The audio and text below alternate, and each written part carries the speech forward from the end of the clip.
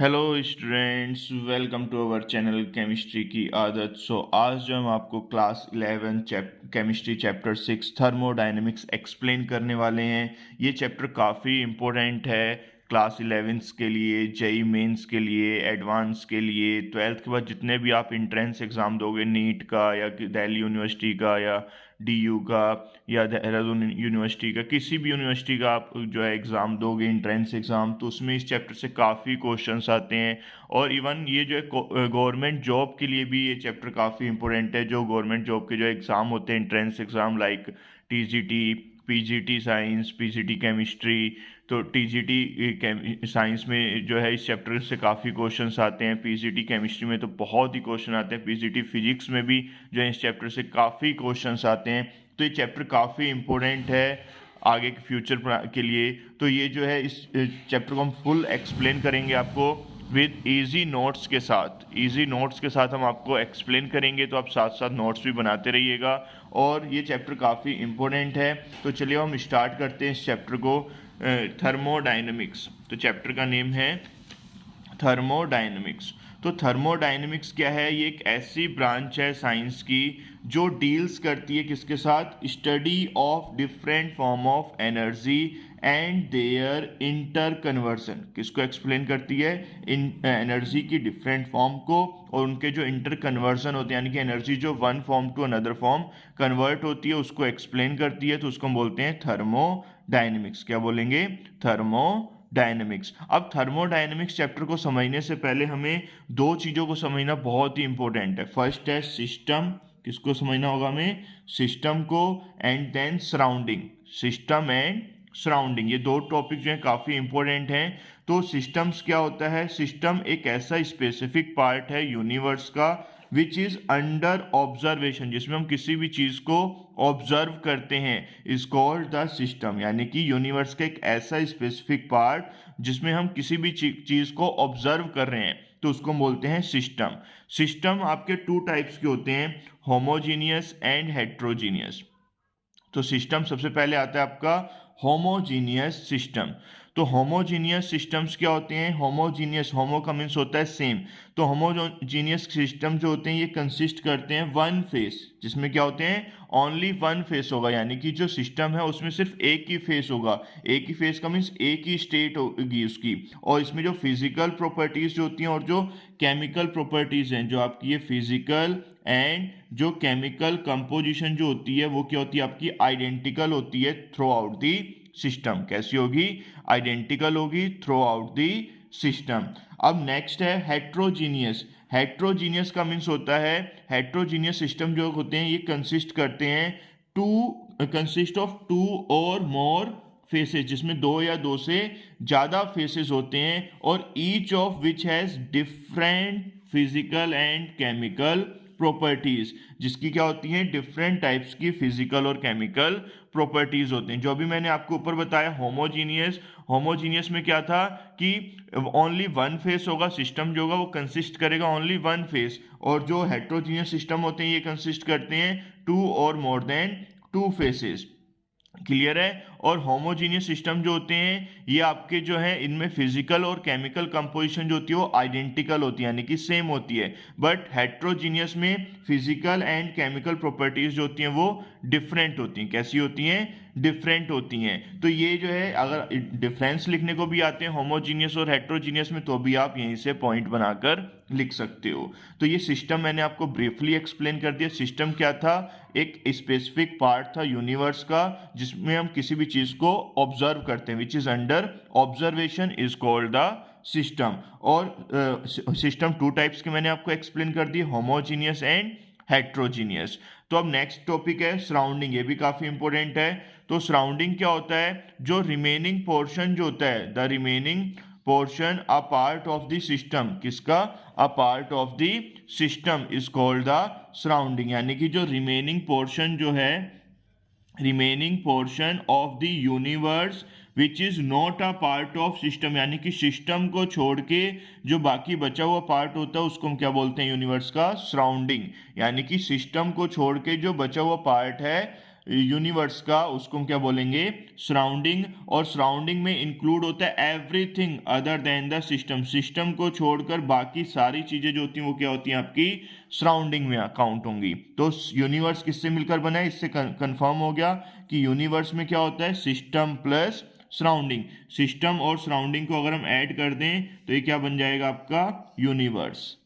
तो system plus surrounding मिलकर क्या बन गया, यूनिवर्स। तो ये जो है आपको मैंने सिस्टम और सराउंडिंग एक्सप्लेन कर दिया है। सिस्टम वो पार्ट होता है जिसमें हम किसी भी चीज को ऑब्जर्व करते हैं, और सराउंडिंग क्या होता है, जो रिमेनिंग पोर्शन जो होता है सिस्टम का, उसको हम बोलते हैं सराउंडिंग। यानी कि यूनिवर्स का सिस्टम को छोड़ के जो बाकी बचा हुआ जो पार्ट होता है यूनिवर्स का, उसको हम बोलते हैं सराउंडिंग। अब इसमें आपको मैं थोड़ा सा एक्सप्लेन कर देता हूँ डायग्राम के अकॉर्डिंग। तो ये डायग्राम है, तो डायग्राम में देखोगे आप, ये मैंने एक टेस्ट ट्यूब ली है, इसके अंदर कुछ भी चीज़ को मैं अगर ऑब्जर्व करूंगा तो वो किसका पार्ट होगा, सिस्टम का। किसका पार्ट आएगा, सिस्टम का पार्ट होगा वो। और जो रिमेनिंग पोर्शन जो होगा इसके सराउंडिंग, ये जितना भी पोर्शन है ये सराउंडिंग में, ये आपका क्या कहलाएगा, सराउंडिंग। जो रिमेनिंग पोर्शन जो होगा सिस्टम का, यूनिवर्स का, the remaining portion of the universe which is not a part of system, जो सिस्टम का पार्ट नहीं है। सिस्टम का पार्ट कौन सा है, सिर्फ ये टेस्ट ट्यूब के अंदर। टेस्ट ट्यूब के बाहर क्या है, यूनिवर्स का रिमेनिंग पोर्शन है सिस्टम को छोड़ के। तो रिमेनिंग पोर्शन जो होता है यूनिवर्स का विच is not a part of the system is called surrounding. तो इसको हम क्या बोलेंगे, सराउंडिंग। सो आई होप आपको अच्छे से समझ में आ रहा होगा। अगर अच्छी लग रही है वीडियो तो वीडियो को लाइक जरूर कीजिएगा। अब नेक्स्ट है टाइप्स ऑफ सिस्टम। तो टाइप्स ऑफ सिस्टम क्या होता है, सिस्टम्स को क्लासिफाइड किया गया है 3 टाइप्स में। सिस्टम्स जो होते हैं इनको क्लासिफाइड किया गया है 3 टाइप्स में। First open system, second close system, third isolated system. ये भी मैं आपको ब्रीफली एक्सप्लेन करने वाला हूँ इजी नोट्स के साथ, तो नोट्स भी आप साथ साथ बनाते रहिएगा। तो सिस्टम जो होता है इसको हम क्लासिफाइड कर सकते हैं 3 टाइप्स में। First open system, close system और आइसोलेटेड सिस्टम। अब इसको क्लासिफाइड किस बेस पे किया है, जो मैटर मूव करता है और एनर्जी जो सिस्टम में इन और आउट होती है, यानी कि सिस्टम या तो एनर्जी को गेन करेगा या लूज करेगा। जो मैटर मूव करेगा सिस्टम में या तो इन होगा मैटर या आउट होगा। तो उसके बेसिस पर हमने सिस्टम को 3 टाइप्स में क्लासिफाइड किया है। तो फर्स्ट आता है ओपन सिस्टम। तो ओपन सिस्टम क्या होता है, a system which can exchange matter as well as energy. जिसमें क्या होगा, ओपन सिस्टम है यानी कि जिसमें एनर्जी भी ट्रांसफर होगी, एक्सचेंज होगी, और मैटर भी एक्सचेंज होगा, जिसमें दोनों चीजें एक्सचेंज हो। Exchange matter as well as energy, जिसमें दोनों चीजें एक्सचेंज होती हैं सिस्टम में, उस सिस्टम को हम बोलते हैं open system. For example hot coffee in an open flask, यानी कि आपने कॉफी बनाई और उसको आपने ओपन फ्लास्क में रख दिया, तो नीचे से जब हम उसको हीट देंगे तो जो ओपन सिस्टम जब होगा तो उसमें से हीट ट्रांसफर होगी, एनर्जी जो होगी वो ट्रांसफर होगी, क्योंकि उसके जो पार्टिकल्स जो होंगे कॉफी के वो क्या होंगे, इवेपोरेट होंगे। इवेपोरेट होंगे तो मैटर भी एक्सचेंज हो गया और एनर्जी भी एक्सचेंज होगी। तो इस सिस्टम को हम क्या बोलेंगे, ओपन सिस्टम। नेक्स्ट है क्लोज सिस्टम। क्लोज सिस्टम क्या होता है, a system which can exchange energy but not matter, यानी कि जिसमें एनर्जी तो एक्सचेंज होती है बट मैटर एक्सचेंज नहीं होता। तो उस सिस्टम को हम क्या बोलेंगे, क्लोज सिस्टम। क्या बोला जाएगा, close system. So I hope आपको अच्छे समझ में आ रहा होगा। और क्लोज सिस्टम क्या होता है, system which can exchange energy, जो एनर्जी को तो एक्सचेंज करेगा बट नॉट मैटर, मैटर को एक्सचेंज नहीं करेगा, तो उसको हम बोलेंगे क्लोज सिस्टम। इसका एग्जांपल क्या है, hot coffee in a stainless flask. Stainless flask का मीन्स हमने किसी भी कंटेनर, ऐसे कंटेनर में ली जिसमें से क्या होगा, मैटर एक्सचेंज नहीं होगा, ओनली एनर्जी एक्सचेंज होगी। यानी कि आपने ऊपर से उसको क्या कर दिया, क्लोज कर दिया, तो एनर्जी जो है वो एक्सचेंज होगी बट मैटर एक्सचेंज नहीं होगा। ठीक है, इसका एग्जांपल है hot coffee in a stainless flask. तो ये एक एग्जांपल है क्लोज सिस्टम का, क्योंकि एनर्जी जो होती है वो गेन भी हो सकती है उसमें और लूज भी हो सकती है, बट नॉट मैटर। मैटर जो है वो ना इंक्रीज होगा और ना ही डिक्रीज होगा, यानी कि मैटर एक्सचेंज नहीं होने वाला है। तो इस सिस्टम को हम बोलेंगे क्लोज सिस्टम। तो मैं नेक्स्ट आपको बताऊंगा, थर्ड है हमारा आइसोलेटेड सिस्टम। कौन सा सिस्टम है, आइसोलेटेड सिस्टम। तो आइसोलेटेड सिस्टम्स क्या होते हैं? अ system which can neither exchange matter not energy, जो ना तो मैटर को एक्सचेंज करते हैं और ना ही एनर्जी को। A system which can neither exchange matter not energy, ना तो एनर्जी एक्सचेंज होगी और ना ही matter with the surrounding, is called an isolated system. कौन सा सिस्टम बोलेंगे हम उसको? Isolated system. और आज तक कोई भी परफेक्टली आइसोलेटेड सिस्टम नहीं बना है जिसमें लॉन्ग टाइम तक ना मैटर एक्सचेंज हो और ना ही एनर्जी। तो जो आइसोलेटेड सिस्टम बनाए भी जाते हैं वो कुछ टाइम तक के लिए ही बनते हैं, उसके बाद उनमें से एनर्जी जो है वो रिलीज हो जाती है। तो for example hot coffee in a corked thermoflask, यानी कि हमने कॉफी को स्टोर किया किसमें? एक कॉर्क थर्मोफ्लास्क में, like kettle.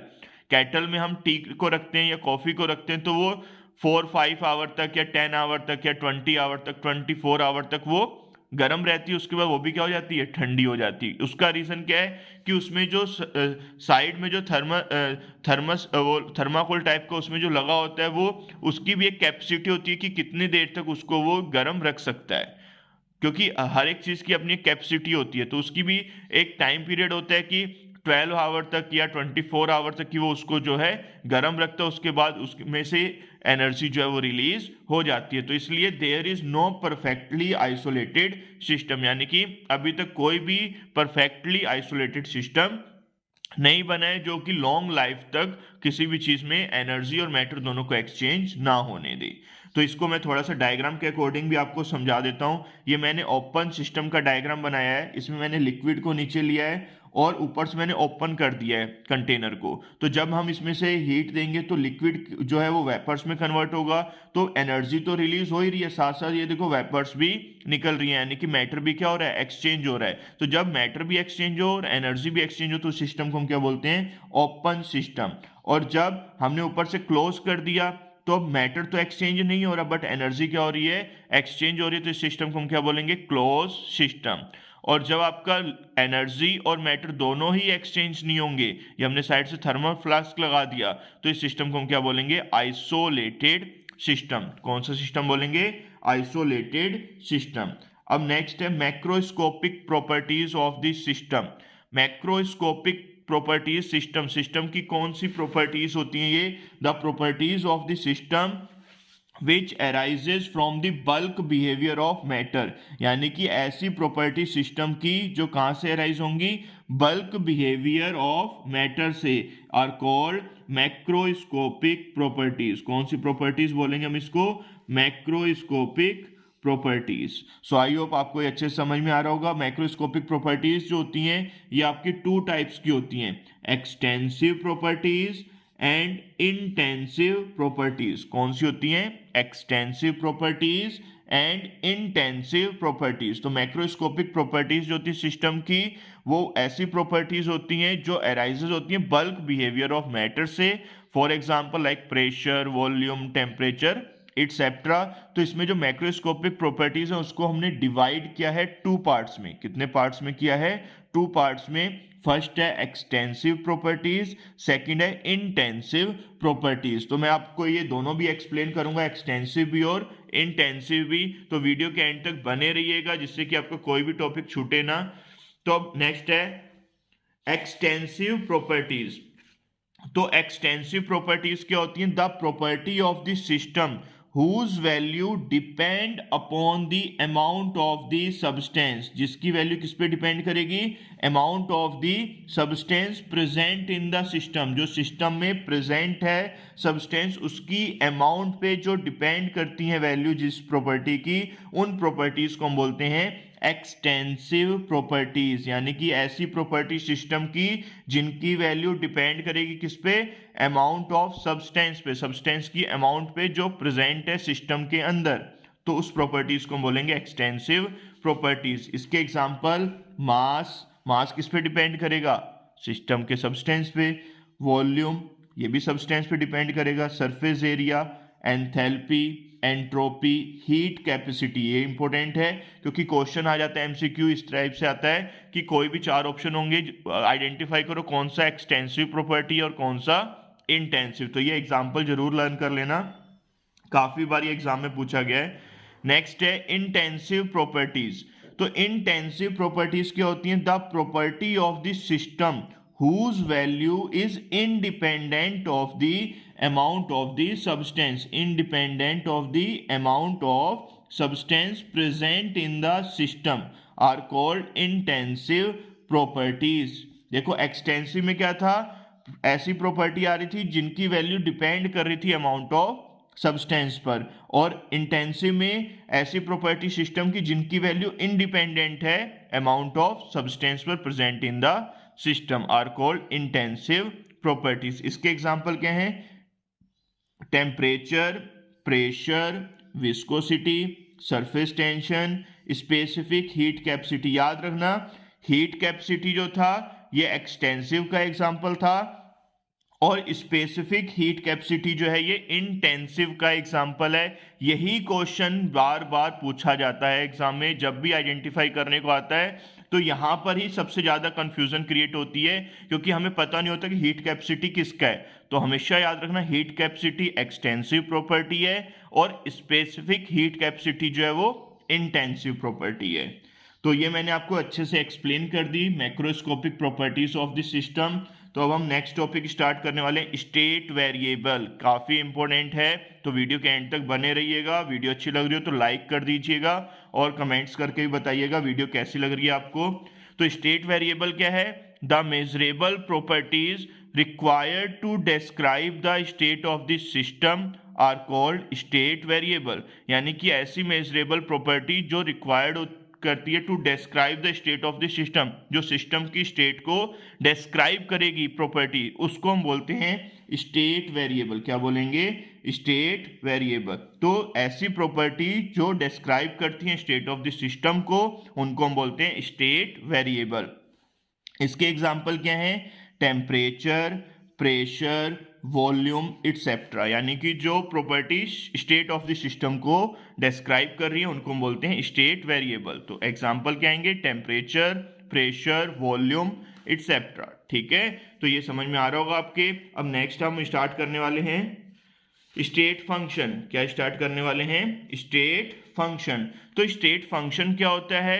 A state function is a property of the system whose value depend only upon the state of the system। जिसकी value किस पे डिपेंड करेगी? only upon the state of the system। ये बहुत important topic है state function, इसमें बहुत confusion होती है।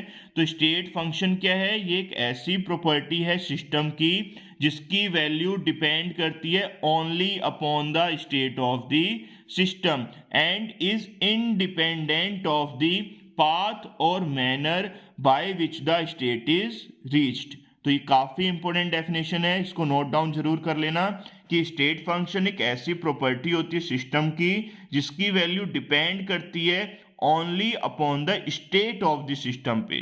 किस पे डिपेंड करेगी? वैल्यू पे डिपेंड नहीं करी, सिर्फ उसकी सिस्टम की स्टेट पे डिपेंड करेगी। और इंडिपेंडेंट किस पे होगी? पाथ या manner by which the state is reach, कि हमारी जो स्टेट है वो कैसे रीच हो रही है उसके पाथ पे डिपेंड नहीं करेगी कि सॉलिड से लिक्विड हो रही है, लिक्विड से गैस हो रही है, उसके पाथ पे डिपेंड नहीं करेगी, सिर्फ और सिर्फ स्टेट ऑफ द सिस्टम पे डिपेंड करेगी। तो इसके एग्जांपल क्या हैं? Pressure, temperature, volume, enthalpy, entropy et cetera. So I hope आपको अच्छे समझ में आया होगा। मैंने आपको ब्रीफली एक्सप्लेन कर दिया विद इजी नोट्स के साथ, तो नोट्स भी साथ साथ बनाते रहिएगा। अब नेक्स्ट टॉपिक है टाइप्स ऑफ प्रोसेस। बहुत इंपॉर्टेंट टॉपिक है बच्चों ये, तो वीडियो के एंड तक जरूर बने रहिए, काफी इंपॉर्टेंट क्वेश्चंस हैं, मजा आने वाला है खूब। तो टाइप्स ऑफ प्रोसेस क्या है? The state of a thermodynamic system can be changed by a process. इसके example some common types of process are. तो इसके कुछ प्रोसेस के टाइप्स हैं वो भी मैं आपको ब्रीफली बताने वाला हूं। तो सबसे पहले टाइप्स ऑफ प्रोसेस क्या होता है? The state of thermodynamic system can be changed, यानी कि जो स्टेट जो है थर्मोडायनेमिक सिस्टम की वो जो चेंज होती है किसी ना किसी प्रोसेस की वजह से, तो उन प्रोसेस को अब हम पढ़ने वाले हैं। तो इसके कुछ कॉमन टाइप्स हैं जो मैं आपको ब्रीफली एक्सप्लेन करने वाला हूं। तो एक एक टाइप्स काफी इंपॉर्टेंट है, तो काफी अच्छे से समझिएगा और वीडियो के एंड तक जरूर बने रहिएगा।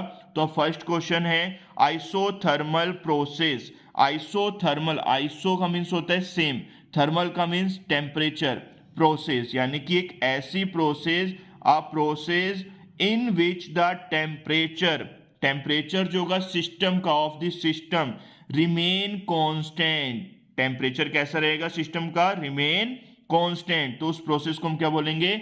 Isothermal process.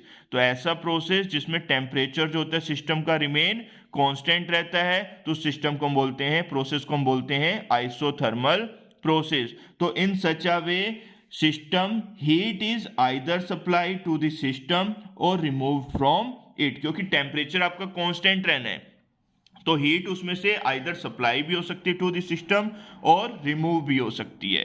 तो आई होप आपको ये समझ में आ गया होगा। आइसोथर्मल प्रोसेस काफी इंपॉर्टेंट था। अब नेक्स्ट है एडिएप्टिक प्रोसेस। एडिएप्टिक प्रोसेस क्या होता है? A process in which the system does not exchange heat. जो क्या करेगा? सिस्टम जो है हीट को एक्सचेंज नहीं करेगा, किसके साथ? विद द सराउंडिंग, यानी कि सिस्टम जो अपने सराउंडिंग के साथ हीट को जब एक्सचेंज नहीं करेगा तो उसको हम बोलते हैं एडिएप्टिक प्रोसेस। कौन सा प्रोसेस? एडिएबैटिक प्रोसेस। तो एडिएबैटिक प्रोसेस जो होते हैं इसमें नो हीट लीव्स और एंटर द सिस्टम, ना तो सिस्टम से हीट लीव आउट होती है और ना ही वो एंट्री देता है हीट को, ना तो वो गेन करेगा और ना ही लूज करेगा, यानी कि हीट जो होगी वो एक्सचेंज बिल्कुल भी नहीं होने वाली है। तो उस प्रोसेस को हम बोलेंगे एडिएबैटिक प्रोसेस। तो इन सच अ वे जो टेम्परेचर जो होता है प्रोसेस में ऑफ द सिस्टम वो भी क्या रहता है? ऑलवेज चेंज होता रहता है, बट हीट जो है वो एक्सचेंज नहीं होती है। तो ये था हमारा एडिएप्टिक प्रोसेस। अब नेक्स्ट प्रोसेस जो है हमारी, तो आई होप ये अच्छे से समझ में आ गया होगा आपके। नेक्स्ट प्रोसेस है आइसोबैरिक प्रोसेस। कौन सी प्रोसेस है? Isobaric process. तो आइसोबैरिक प्रोसेस जो काफी इंपॉर्टेंट है, कई बार एग्जाम में पूछा भी गया है ये। तो आइसोबैरिक प्रोसेस क्या होती है? A process in which the pressure of the system, जो प्रेशर जो होता है सिस्टम का क्या रहेगा? Remain constant. कैसा रहने वाला है? कांस्टेंट रहेगा। तो अ प्रोसेस इन विच प्रेशर जो होगा सिस्टम का remain constant is called isobaric process. कौन सी प्रोसेस बोलेंगे हम उसको? Isobaric process. नेक्स्ट है आइसोकोरिक प्रोसेस। तो आइसोकोरिक प्रोसेस कौन सी होती है? A process in which the volume of the system remain constant. जो वॉल्यूम जो होगा सिस्टम का वो कैसा रहेगा? कांस्टेंट रहेगा। तो उस प्रोसेस को हम बोलेंगे isochoric process. So I hope आपको अच्छे समझ में आ रहा होगा। आइसोबैरिक में प्रेशर कांस्टेंट रहता है और आइसोकोरिक प्रोसेस में वॉल्यूम कांस्टेंट रहता है। और जो एडिएप्टिक प्रोसेस था उसमें हीट जो है वो कांस्टेंट रहेगी, वो एक्सचेंज नहीं होगी। और आइसोथर्मल में टेम्परेचर। नेक्स्ट है साइक्लिक प्रोसेस। तो साइक्लिक प्रोसेस क्या है? A process in which the system undergoes a series of changes. लगातार क्या होते रहेंगे? चेंजेस होते रहेंगे। And ultimately returns to its original state, यानी कि लगातार चेंजेस होने के बाद लास्ट में वो कहाँ आ जाए? अपनी ओरिजिनल स्टेट पर आ जाएगा। तो उस प्रोसेस को हम क्या बोलेंगे? Cyclic process. यानी कि एक पूरा साइकिल कंप्लीट हो जाएगा तो उस प्रोसेस को हम क्या बोलेंगे? Cyclic process. यानी कि एक ऐसा प्रोसेस जिसमें सिस्टम जो है उसमें लगातार सीरीज ऑफ चेंजेस होते रहते हैं एंड अल्टीमेटली वो क्या होगा? Returns to its original state, वो वापस अपनी स्टेट में आ जाएगा। तो इज कॉल्ड साइक्लिक प्रोसेस। तो उस प्रोसेस को क्या बोलेंगे? Cyclic process. तो अब नेक्स्ट टॉपिक जो है काफी इंपॉर्टेंट आ गया है हमारा। नेक्स्ट टाइप जो है रिवर्सिबल प्रोसेस। तो रिवर्सिबल प्रोसेस क्या होते हैं? अ process in which the direction में बी रिवर्स, जिसकी हम डायरेक्शन को क्या कर सके? प्रोसेस की डायरेक्शन को रिवर्स कर सकें। अब अपने आप तो होगी नहीं रिवर्स, तो कैसे रिवर्स करेंगे? By merely a small changes in a variable, यानी कि हम कुछ वेरिएबल्स में चेंजेस करके जो है हम क्या करेंगे? उसको वापस लाएंगे, रिवर्स करेंगे। किस चीज में चेंजेस करेंगे?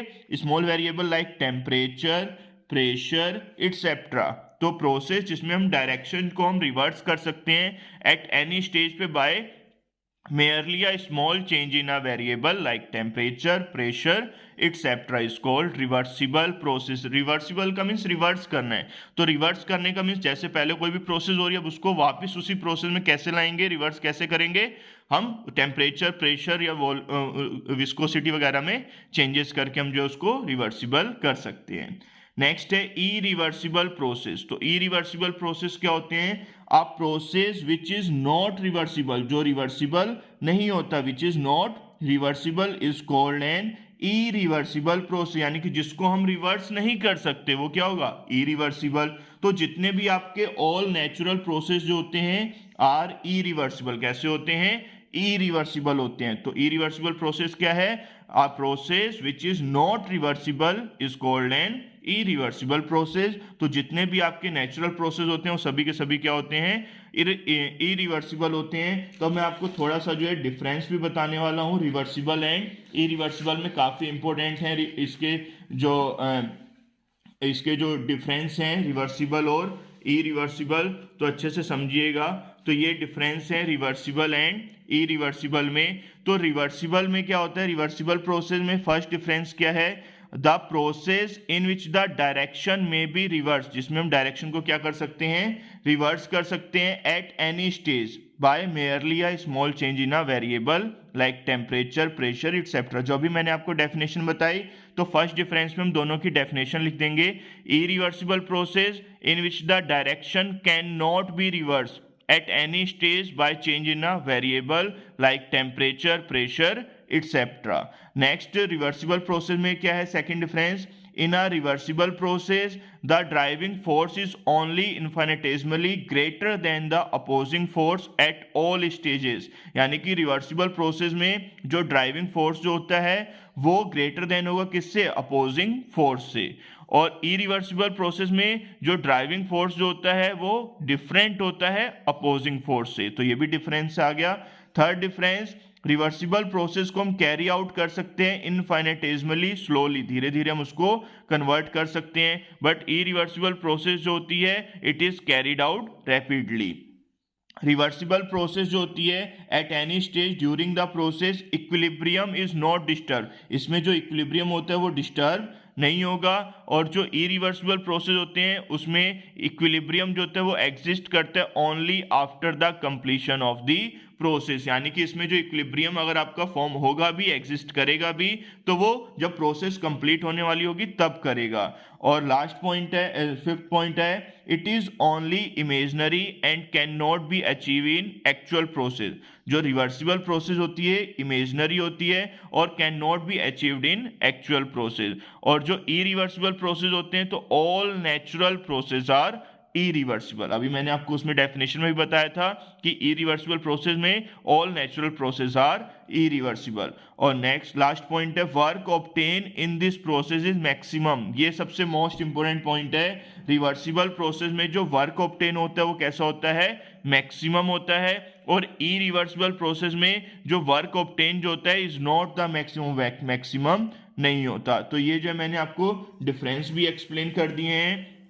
तो आई होप आपको ये सारे टॉपिक्स अच्छे से समझ में आ गए होंगे। मैंने आपको थर्मोडायनेमिक्स के जो है इंट्रोडक्शन चैप्टर जो था थर्मोडायनेमिक्स, उसमें आपको सबसे पहले मैंने आपको थर्मोडायनेमिक्स के बारे में बताया, फिर system, surrounding, macroscopic property systems की, फिर उसके बाद process, types of process, state variable, state function, ये काफ़ी ब्रीफली मैंने आपको एक्सप्लेन कर दिया है। तो आपको वीडियो अच्छी लगी हो तो वीडियो को लाइक कीजिएगा, ज़्यादा से ज़्यादा शेयर कीजिएगा, जिससे सभी बच्चों को इसकी इन्फॉर्मेशन मिल पाए।